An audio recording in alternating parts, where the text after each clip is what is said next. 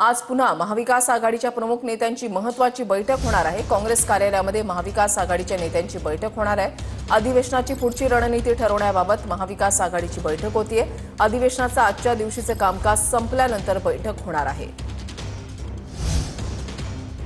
भास्कर जाधवांना विरोधी पक्षनेता करतील असं वाटत नाही, असं उदय सामंत यांनी म्हटलंय। भास्कर जाधवांच्या नावानं केवळ पत्र दिलं गेलंय। विरोधी पक्षनेता करायची वेळ आल्यावर जाधवांना करतील असं वाटत नाही, असं उदय सामंत यांनी म्हटलंय। आपल्याला आठवत असेल बघा, मी याच्यावर एक वक्तव्य असं केलं होतं की भास्कर जाधव साहेब हे एक आक्रमक नेते आहेत। अतिशय विधान परिषदेचा त्यांना अनुभव दांडगा आहे आणि अशा आक्रमक नेत्याला शांत करण्यासाठी युबीटीनं फक्त पत्र देऊन ठेवलंय की विरोधी पक्षनेता त्यांना करावं, पण ज्यावेळी खऱ्या अर्थानं करण्याची ज्यावेळी विरोधी पक्षनेता वेळ येईल त्यावेळी ते त्यांना करतील असं मला वाटत नाही। शिंदेची शिवसेना बीएमसीमध्ये 90 ते 100 जागांसाठी आग्रही असल्याची सूत्रांची माहिती आणि लवकरच शिंदेची शिवसेना 100 जागेचा प्रस्ताव ठेवणार अशी सूत्रांची माहिती आहे। शिंदेची शिवसेना भाजपकडे 100 जागेचा प्रस्ताव ठेवणार असल्याची माहिती आहे। आज महायुतीच्या प्रमुख नेत्यांची बैठक होण्याची शक्यता आहे। महानगरपालिकेच्या निवडणुकांची युतीच्या बाबत चर्चा सुरू झालेली नाही।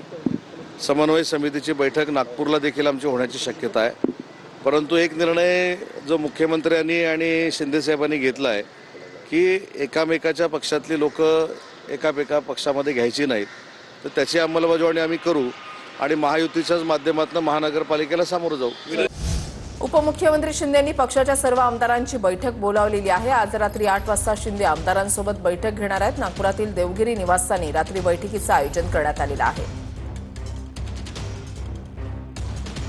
शिवसेनेच्या सर्व आमदारांची आज बैठक होतीये। शिवसेना पक्षाच्या सर्व आमदारांची उपमुख्यमंत्री शिंदे आज बैठक घेणार आहेत। बैठकीमध्ये हिवाळी अधिवेशनाच्या अनुषंगानं चर्चा होणार आहे।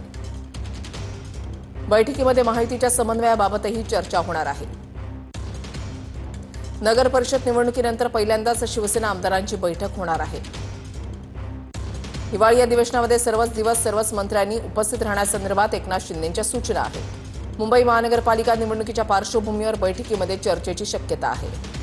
निवृत्ती बाबर आमचे प्रतिनिधी आमच्या सोबत आहेत। निवृत्ती, हिवाळी अधिवेशनाला आजपासून सुरुवात होतीये। 7 दिवस हे अधिवेशन चालणार आहे। अधिवेशनाचा कालावधी फार तोकडा असल्याचं विरोधी पक्षांचं म्हणणं आहे। अजूनही विरोधी पक्षनेता निवडला गेलेला नाहीये, त्याच्यावर आक्षेप घेण्यात आलेला आहे। असे अनेक मुद्दे आहेत, त्याच्यामुळे एकूणच जर पाहिलं तर आजचा दिवस हा वादळी ठरण्याची शक्यता आहे।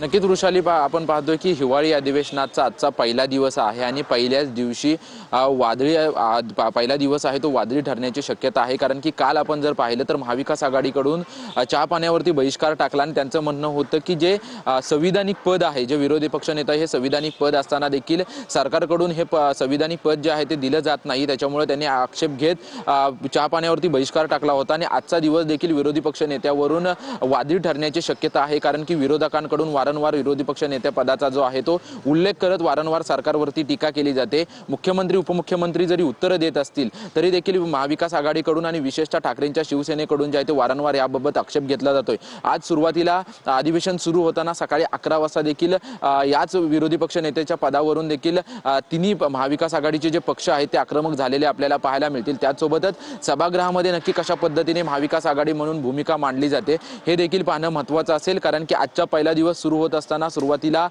सभागृहाचं कामकाज सुरू झाल्यानंतर शोक प्रस्ताव होतील। जवळपास 1 ते 1.5 तास हे दोन्ही सभागृह चालतील आणि त्यानंतर आज महाविकास आघाडीची आज देखील बैठक बोलवण्यात आलेली आहे।